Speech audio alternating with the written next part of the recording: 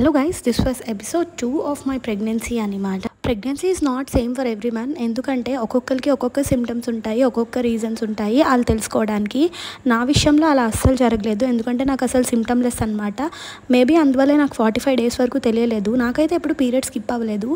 So ఈసారి skip అయ్యేసరికి maybe that is a hormonal change అని చెప్పి అనుకున్నాను, కానీ ప్రెగ్నెన్సీ అయితే మాత్రం అనుకోలేదు. వై? బికాజ్ నేను ప్రతి ఇయర్ కార్తీక మాసం అయితే చేస్తానన్నమాట. కార్తీక మాసం చేసిన ప్రతి ఇయర్ నాకు డేట్ అయితే స్కిప్ అయ్యేది ఆ మంత్.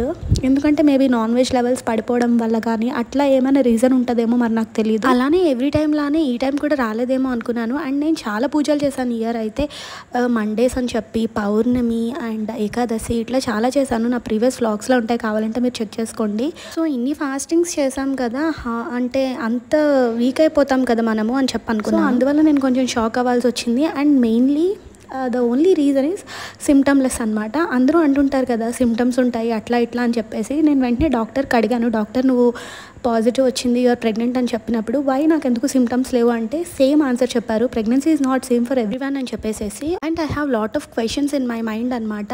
దీన్ని బట్టి నాకు తెలిసిందంటే హెల్త్ విషయంలో మనం ఎవరి మాట వినకూడదు. అది ఏదైనా సరే we just go to the doctor. Doctor ఏం చెప్పిద్ది అనేదే మనం వినాలి అండ్ అదే ఫాలో అవ్వాలి అని చెప్పి అర్థమైంది నాకైతే.